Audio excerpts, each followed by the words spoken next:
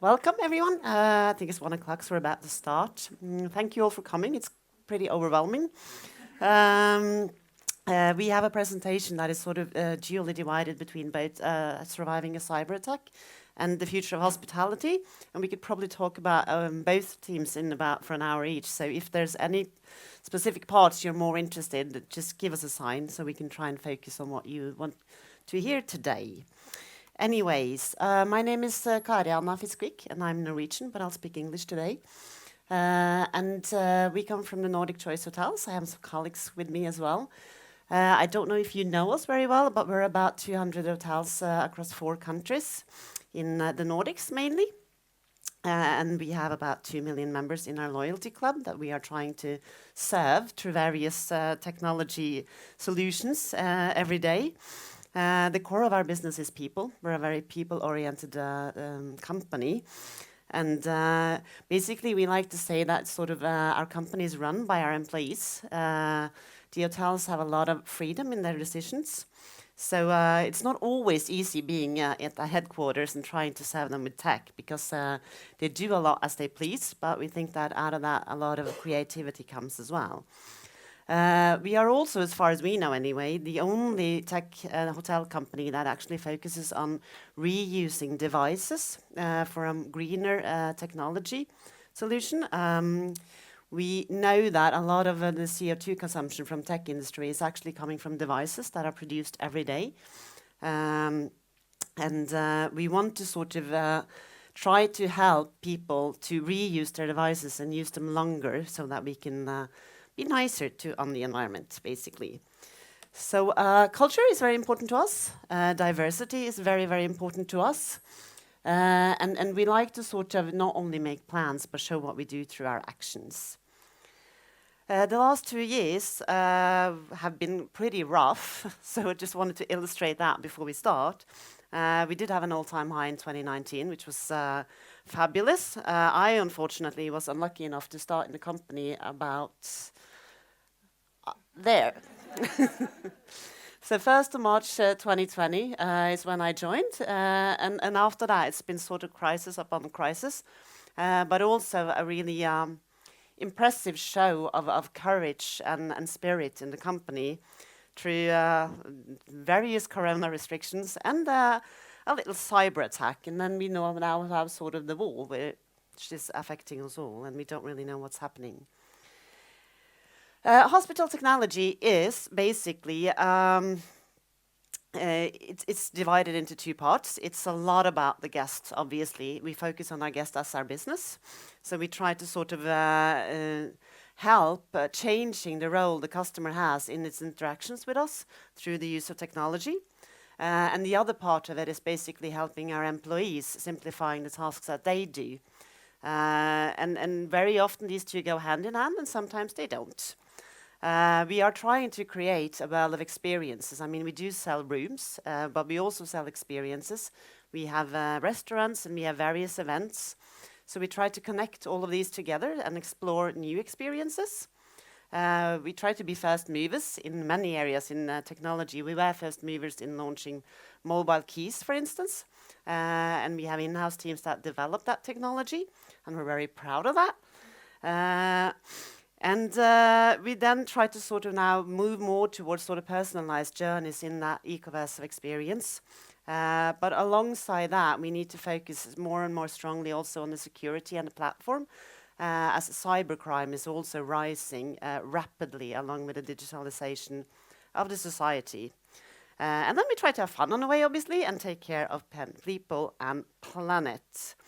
So we're going to start off today by the first team, by how to survive a cyber attack, which is what happened to us.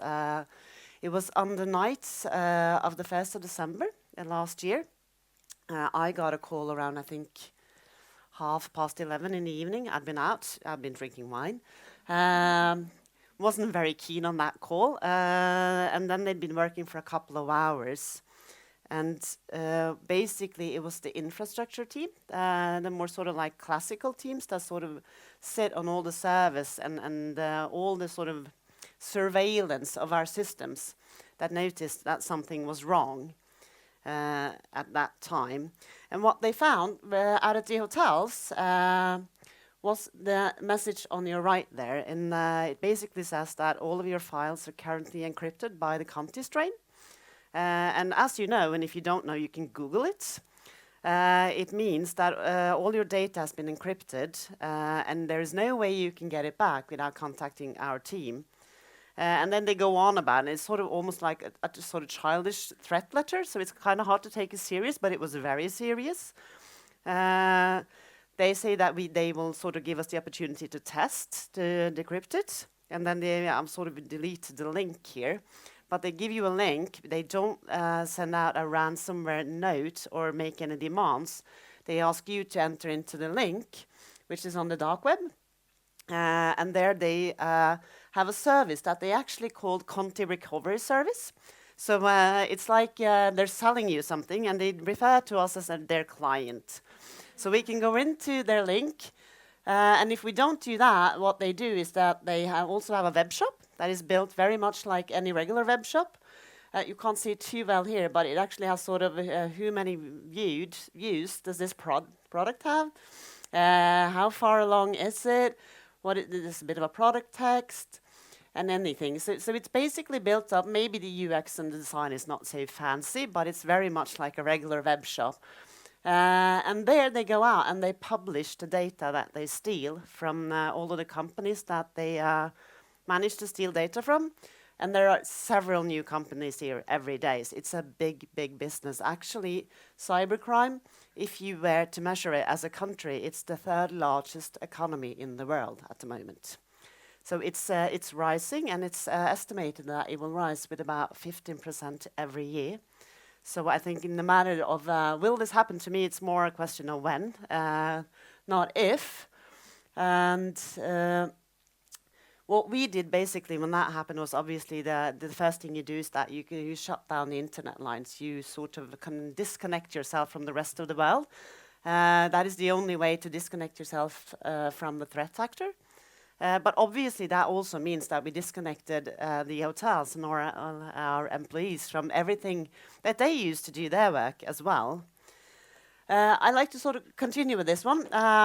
This guy has nothing to do with the attack on us, to my knowledge anyway. He might do, obviously. They're not sort of like, hey, it was me. But the picture sort of illustrates that while we still sort of think of hackers often as kids in basements and hoodies, they're not.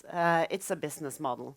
And in Russia, for instance, and Ukraine also, it's a very big business. And it's a sort of, it's actually companies that work together with the government, and they make a lot of money. Like I said, it's one of the largest economies in the world. And they walk around freely, and they drive their nice little cars. And the reason why I like to show this picture is basically to make it a bit more real and to explain that the reason that it's growing is that there's a really big market. And the market is all of us. And there are obviously a lot of companies paying, otherwise it wouldn't be such a successful business.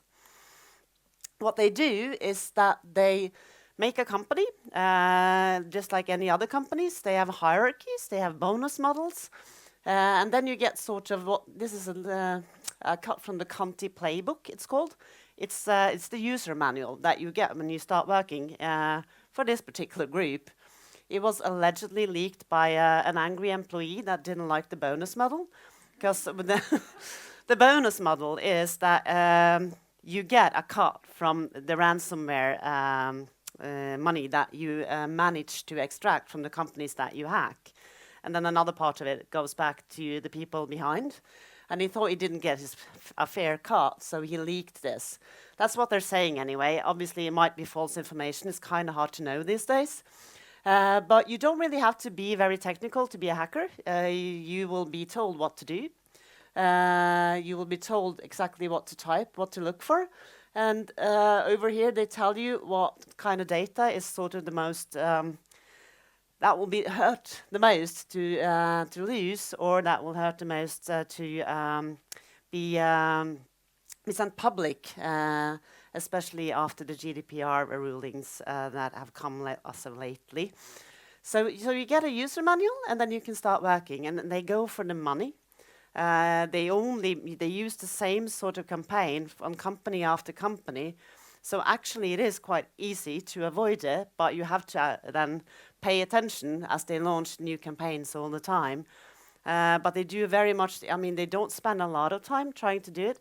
They go out, they fish. If they get successful, they try to encrypt your data and then send a ransomware note. And if you don't pay them, after a while, they lose interest and they just move on to the next target. You did see some of the cars that they're having. So a very, very important decision for us that morning was that we are not going to negotiate. We will never enter into that link, and we don't want to pay them any money. And there's 3 very good reasons for that. First one being that you can't trust these people. So even if you pay them, the virus might still be there somewhere. In 70% of the cases, they come back. So either way you look at it, you have to do the cleanup job. You have to pay for all of the cleanup job and just clean your entire environment, which is costly and quite boring, to be honest. The other reason being that as you cannot trust them, they will probably already have sold your data to whomever is interested. Even though you pay them and you get the data back, the data is lost, basically. The third one, very importantly, I mean, if no one pays, they cannot continue doing this. So when you pay, you contribute to very, very harmful business. Having said that, though, we totally understand that companies that might be a bit smaller than we were, for instance, when you see your life's work going up in sort of flames, many people pay because they're desperate. And so we're not sort of judging. We're just saying why we chose not to do that. So what happened that morning was we shut down the internet lines, and then we shut off every system that was out there. And because at that moment, in the beginning, we didn't know what they had managed to get into. So we just had to shut down everything, set a crisis tab, and then start dividing into teams, looking into all the systems to figure out what had they done. We knew that all of the devices out at the hotels, that they were lost to us. Obviously, they hadn't encrypted every single device out there. And by device, I mean, for instance, the reception computers, keycard computers that we use to create keycards for all our guests. All sorts of payment terminals, everything that they use out at the hotels. We knew that we would have to somehow clean them before we could get them back up. So the first couple of hours, and this was in the middle of Christmas table season that we call it in Norway, so everyone was out partying. There were a lot of guests. We hadn't had a third shutdown yet. They had to use pen and paper. I'll be so honest to say that we hadn't really drilled the hotels for a cyber attack, but we do drill them for sort of other emergency situations like fires or power shutdowns. So they have sort of what we call a power down set. They have always paper copies of all the guests. They print them 4 times a day in case of a fire. They have emergency keys. So they were able to sort of help the guests somehow. And also we'd already sort of implemented, we stopped using Windows quite a few years ago for our workplace. So they were able to work on the cloud solutions in Google and have documents and mail, which was very helpful. But obviously there was a lot of communication just through SMS as well. They had to keep track of all the rooms on whiteboards, or actually they had sort of like big paper rolls rolled out in the hallways saying that dirty room, clean room, dirty room, clean room. And as for the guests, they were obviously horrified. That is the worst nightmare for every hotel, is that your guests will be dissatisfied. What I've actually found through giving these talks later is that there's almost always someone in the room that was there that night. And what they're all saying was, it was so exciting. So that came as a shock to me, but they actually felt like they were like really a part of something really exciting. So no guests were really pissed off, but they've been great though, because we sort of had to say that we think that you should pay around this amount. Could that be right? And we didn't actually lose any money. They paid, all of them paid, and they got like receipts written on note blocks and having that everything that they needed just months later. The hotels were marvelous. They were amazing, but running an hotel is actually a quite agile business in itself. You do not know what happens the next day. So the hotels are very much used to just turning around and figuring out, oh, there's a crisis, we'll have to do this, we'll have to do that. And the company, obviously having been in a crisis for 2 years, was also kind of getting used to that. So we were quite good at crisis management. which helped. We did have a project on its way, and it was, like I said, it was a sustainability project, really. It was also a security project. So we figured out, because when Corona hit us, we were going to change around 4,000 to 5,000 devices out of the hotels because they were old. That cost wasn't very welcome when all the guests went away with Corona. So we started getting creative, and that's the great thing about crisis, that you have to get innovative. And we figured out that if we actually switched to a much lighter software, much lighter operating system, we didn't have to buy new computers to upgrade to the latest versions of Windows. We could reuse what we have because they were good enough for softer softwares, basically. So we had a pilot project with moving to Google Chrome OS Flex, it's now called. They just changed them names, and I'm still practicing. I think we had 2 or 3 hotels up and running on that. So what we figured that morning was that if we were able to roll that out really fast, we wouldn't have to go out and change all the devices at the hotels. So we made a very quick decision, picked a hotel in Oslo, sent down a bunch of people, checked if the hotels were able to convert them themselves. And when they were able to do that, we took 2,000 computers and converted them over to a new operative system within 48 hours. And that's actually a world record. No one has done it before. Google was great to us because we didn't have those licenses, but they just let us do it. And we figured all of that out later. And then we took them about the rest of the 2,500 computers along the way. But as we were able to move so quickly, within 4 days, we could take the hotels back up online, not out to the world, but we were able to get them up on clean devices so they could get access to their customer systems, they could get access to their data, their payment systems, and they could make manual key cards again. So we were able to run our business, which was amazing because otherwise I think we would have had to start shutting down hotels, because going out over 4 different countries to over 200 hotels, it's, to be honest, a hell of a job. And due to Corona, there was a logistics crisis, so we couldn't get hold of devices either. There was nothing to get hold of. There was no technicians free to go and do it. But we saved around, I think, 6 to 8 weeks by moving over to a new software. And what we also did was save the planet for about 17 tons of CO2 emissions, because that's what we actually would have used in the CO2 emissions to produce and buy new computers. And on top of that, obviously, as we're now using them in a much lighter way, we are using less electricity every day, which is great because electricity is quite expensive these days, but also very good on the planet. So that is some of the sort of sustainability projects we're doing in tech with devices. And I think the next thing we'll be looking into is maybe TVs, because our green tech managers just sort of mailed me how much CO2 usage there is for every screen, and that was quite frightening, to be honest. But I don't exactly know how we will attack it yet. It's kind of a sort of given at the moment that you want your screen in your hotel room, but we'll see. Anyways, we spent about 3 weeks doing temporary solutions, and after that, the teams actually cracked. They weren't able to do anything more. They'd been working almost 24 hours a day for several weeks, and so we sort of stopped the project. Oops, I'm going back to that one. We stopped the project and sent everyone home to rest. And then they came back after Christmas, and then we started sort of opening one hotel on online, and we had to go through every hotel. Every hotel has some different solutions from the other one. There is nothing that is exactly the same, so it's really, really demanding. I mean, you could say, why isn't everything the same? But in reality, when you open hotels over a period of time, you always want to put in the latest in the newest hotel, and you don't always upgrade the eldest, so that you will always have different solutions. And also we want them to be a bit different. We want them to be good for their local environment, their customer group. That makes it harder on us, like I said, but it makes it better for the guests, which is what matters, really. So we spent all in all about 3 months cleaning up after the attack. I think it's not unusual.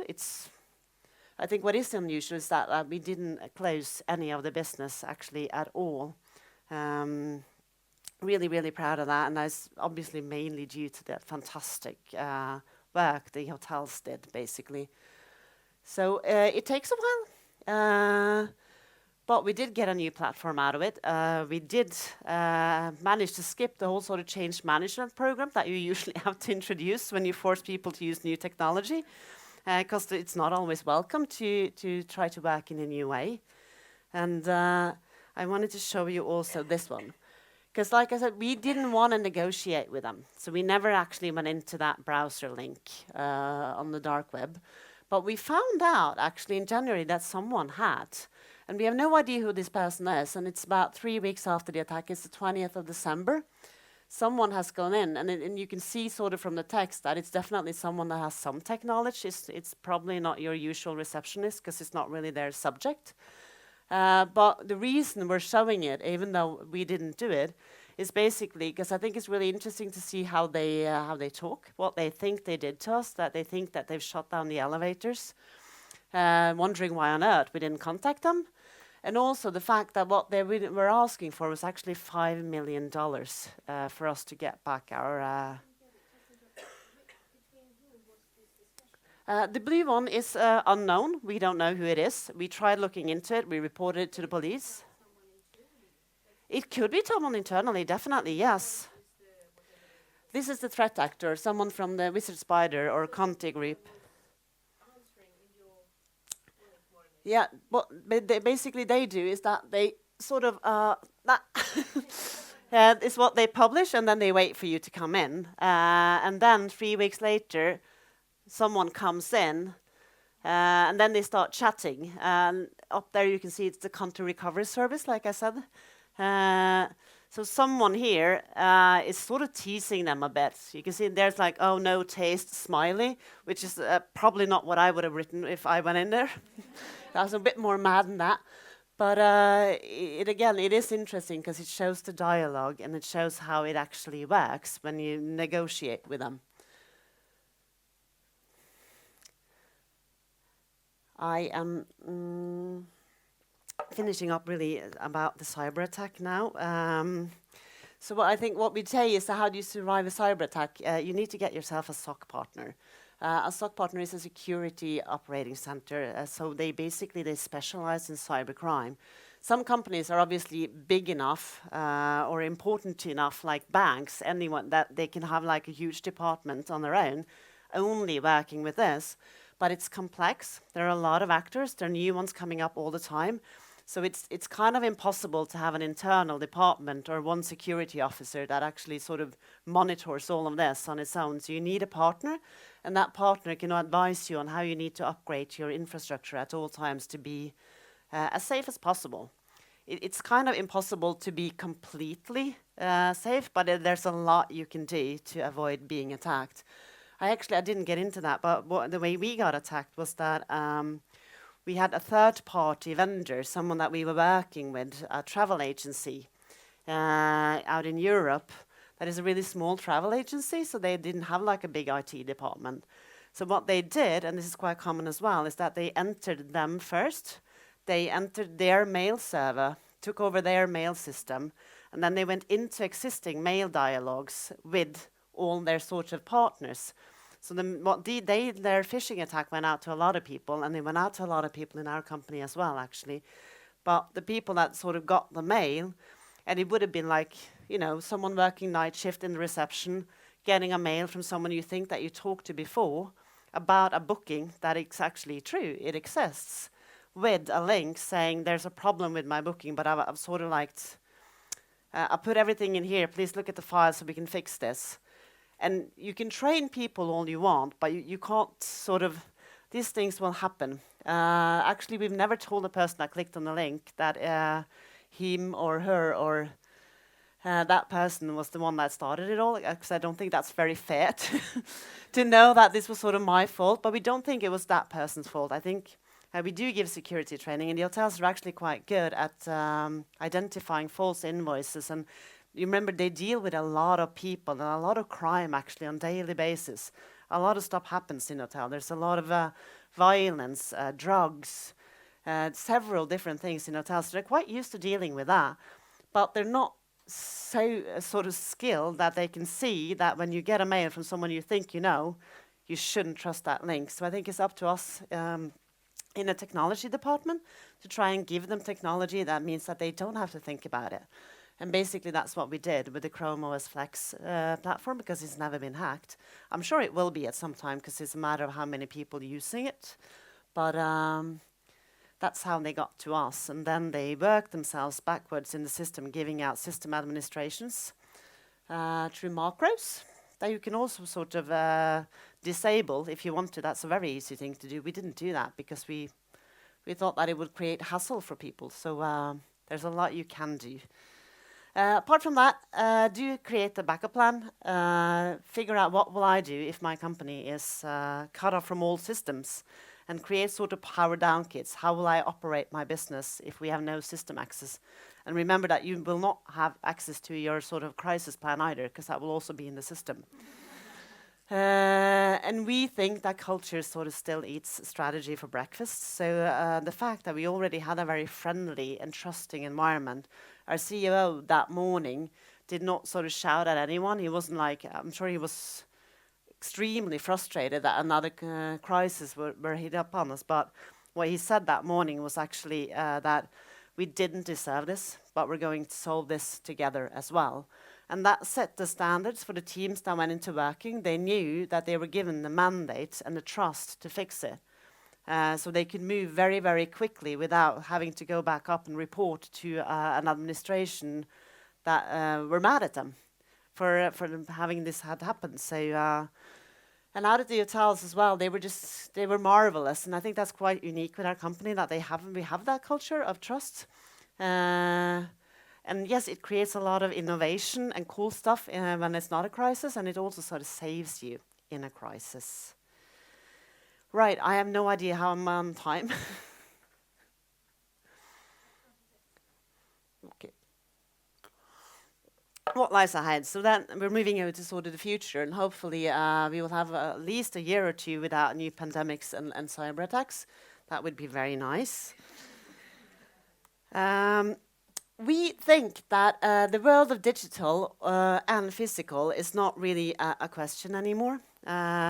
So far, a lot of the strategies for how we've been working, and I think also for e-commerce and retail in many places, have been that it's sort of like you have your stores or you have your hotels, and then you have your digital shop, and they're not often combined. Actually, you have two teams working them, often with competing strategies, which can be quite demanding internally, obviously. We live by our guests, and they will be in our hotels. So obviously, the physical world is very, very important for us, but it starts digitally almost every time. Even if they're corporate customers, they will do research online. So we think that moving forward, we will have to think less digital or physical, and we will have to go sort of more, they call it phygital. I don't know if you call it that. But basically, we will try to bridge these two worlds. And we'll have to do a lot of testing because we don't really know exactly how and what that will happen. But we do think that what we've seen during the pandemic and what we will see with sustainability being a rising issue as well is that a lot of the guests actually feel like they want to travel without leaving the city. So we will work with creating more local experiences in our hotels so that people can sort of go on holiday in hotels in our own cities, then sort of create less CO2 footprint, but still get to experience that and the lovely hotel feeling. And we're also playing around with how we can create that digitally. It's quite early days for the metaverse and everything, but and we were chatting about it just before we started here as well. But the gaming industry has built a lot of great technology that has been sort of kept for the gaming industry up until now, but I think that we can start using so that the generations that are growing up will move between the digital and the physical in a completely different way. I think it will be a while before we start to actually make money on that. But at some point, you will start to be able to sort of walk around in your virtual worlds, figuring out where you want to go. Maybe you and your friends are going into the virtual world to figure out which hotel you want to book instead of just, typing something out. We think that the typing will basically disappear quite not quite fast, but I mean, both with digital assistants and the 3D world, we will move around more than we will actually sit here and type, or we will talk to devices. But it's going to take a while. So for us, it's obviously a challenge to try to explore that world, figure out where the money lies, daring to be innovative by still focusing on the everyday guest that is out there and is not very digital. So we will create more of a sort of an e-commerce. We think that businesses are also sort of like in the digital world. What is happening with that transformation is basically that what was this area and this area and this area is now just becoming one area that you move between. So we are trying to create an e-commerce of experiences where you move between your different experiences. And in our club, that you can sort of earn points on every experience that you have that are linked to us, even though it might not be we who actually create that service. So technologically, the sort of to build platforms that are flexible enough for us to test interactions with new partners and experience partners is very important, because we want to connect to as many people as possible and as many different experiences as possible. And so that is something that we're working on. And we don't really know if fashion will be a big thing for people going on holiday. Maybe it will not be. Food definitely is. It's a very big thing of that going away. We obviously do a lot of sort of co-working, and we do a lot of events. That is a big market for us. So we're creating technology for that as well. And then there's sort of all of the different areas close to it and all of the things that we're not seeing yet. There will be a big change in the whole sort of mobile service and connectivity with the almost used up word Internet of Things, but it is happening that more and more devices are being connected. It will shift the demand for a network dramatically, we think. And again, when you think about, you have like sort of 200 locations that you need to sort of ramp up with the right network. It's quite expensive actually, and not so easy. But we think with all these connected devices, it would also change how our customers actually interact with the people and experiences at the hotel, because they will use their own devices a lot more. That means that we have to build that network, the guest network, well enough for them to be able to do that. And also at the same time make sure that as we are collecting data and connecting all these devices, I mean, the responsibility is actually getting huge, because we need to protect that data as well. If we are to tell you to trust us with your data, then you need to know that your data is safe, and that is getting harder and harder. So there's a lot of work being done on that. We have launched our first hotel on 5G. It's a test, but we need to start testing to figure out how can we actually both drive better experiences, drive costs down, how can we manage to get over to the sort of a connected world in a sustainable way for the business and the environment, so that we're working on that. Contactless for real, we were talking a bit about that earlier, but we think that even though, I mean, the Nordic market has been a bit slow to adapting to speaking devices, and we think that mainly that has to do with language a lot. A lot of these devices are made for the biggest languages in the world, and we're not that big. I mean, Sweden is a lot bigger than Norway, though, so that might come a bit first. But basically, the services on the Scandinavian market, language-wise, is not so good. I don't know if any of you are very, very happy with talking to like Siri on your phone in Swedish. In Norwegian, it's a horrible experience. She never understands anything I ask for. But in English, it's quite good. So I think that's just more the maturement of the market. We do think that facial and biometrics will also increase, and this is really a tricky area, because then you really start collecting data about people that can be misused in a very huge way. But like you're seeing probably already, I mean, if you're traveling again, that biometry is coming at a large scale, because it's basically a much safer way to identify someone. Up until now, it's been quite easy to do identity theft. And the sort of police work being done on that part, there's a huge difference to take a photo and put it on a name and fake a passport versus actually having biometry in it. And we think that this will be used also to recognize our guests, our employees. You will use biometry to enter your room in a much larger way. But this, again, is very early days, so we don't know how exactly we're going to use it, but it's things that we are exploring. And the whole sort of speaking to devices.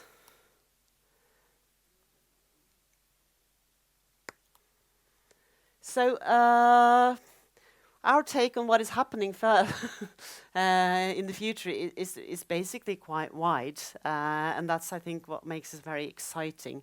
We're hit by a lot of the changes in both the physical world and the digital world, and we interact with people every day. So we both have sort of, we have to make experiences and technology that can handle those two worlds.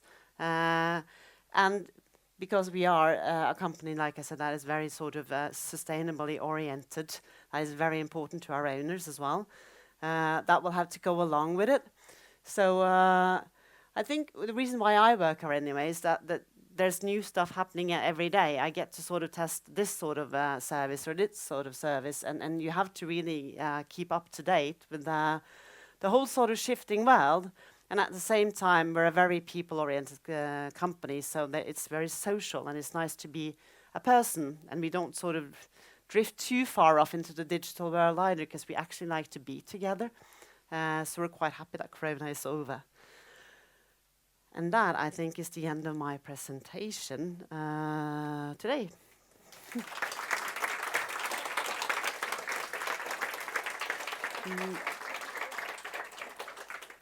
So we added some of the open positions that we do have, and if anyone wants to come work with us, they can talk to Olivia. But if you have any questions, we're definitely open for that as well. Yeah. What happened to it is basically that they didn't get to that much data. Sorry, I sort of skipped that part. The way that we set up our sort of backup is that we just took down all the production systems and we entered up the backups, and they were live, so they were separated from the production systems. They weren't copied over to the backup. So we actually just restored all our data, and they were a bit lazy, to be honest. I mean, they were in our system for about 36 hours from they entered to they started locking us down. So they didn't get hold of any guest data. They didn't get hold of any of the important data. They did get hold of some of the data that was not converted over to newer technology. So sort of really old Windows files. So it was definitely not data that we wanted leaked. It was mostly data about our employees, actually. So that was, I don't know, to me anyway, extra hurtful, because it was the people that sort of had been in a crisis for 2 years already. But to the best of our knowledge, no one has been hurt by the data that was leaked.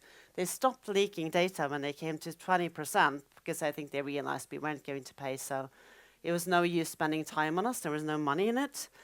And then we restored everything out there just by sort of cleaning the devices and taking everything up at new. Yeah.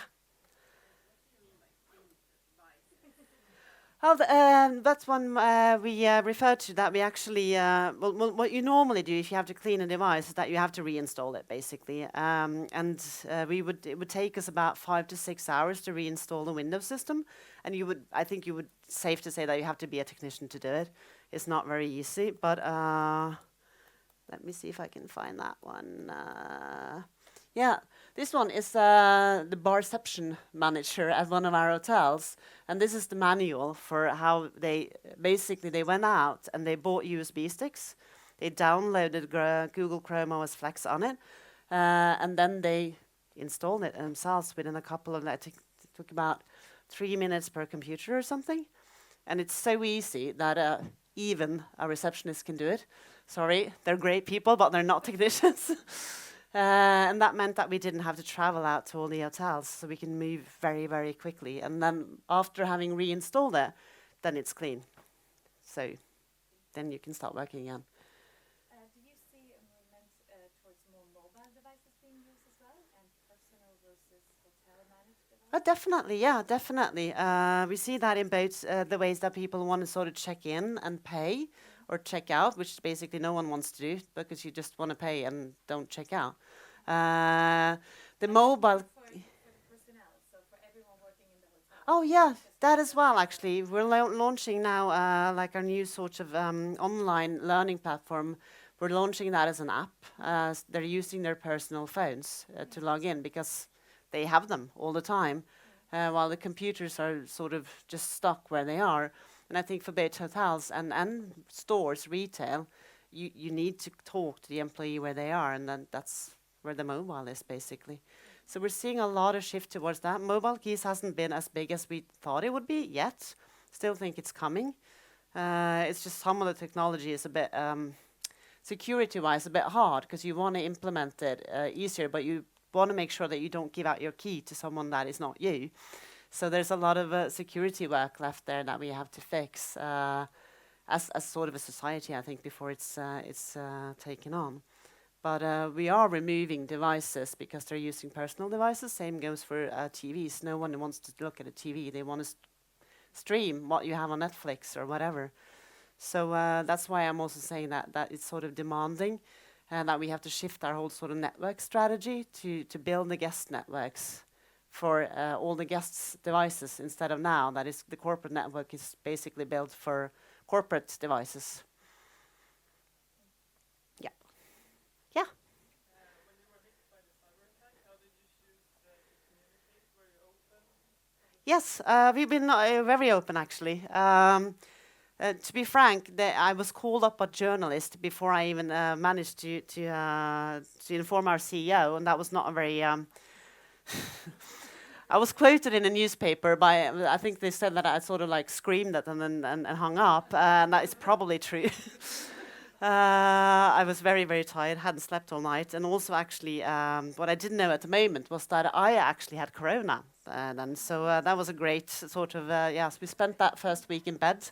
I did manage to infect both my senior leader and the head of all the hotels as well, so we were all in bed that first week while cleaning up.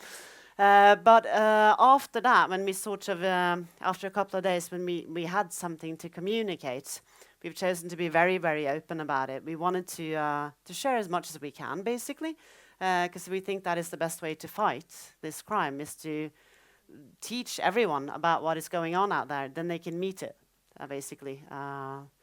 The more people that know about it, and when we spoke at the annual sort of business conference in Oslo yesterday, I think that was the most effective thing that we said, was the fact that it's the world's largest, third largest economy, because that speaks to business people. They can understand that. So that's why, yeah. Since you've been so open, have you seen any positive advantages for, the customers? I would appreciate. I think so, yeah, but basically we haven't had, I mean, obviously through some of the newspaper articles, some customers were worried about their data, but not very many. So mostly we've been getting very, very good feedback from both customers and press and other corporate concerns that it's good, I think. I think it's an area that is complex and difficult for a lot of people to understand. So my impression anyway is that the openness has mostly been good for us, though it's not always been easy because it's sort of the press writes what they want to write. So sometimes you talk to someone and you look at the article the next day and you're like, wow, that's not what I wanted you to write, but that happens. Yeah. Have you added any IT security bits now to your routine with finding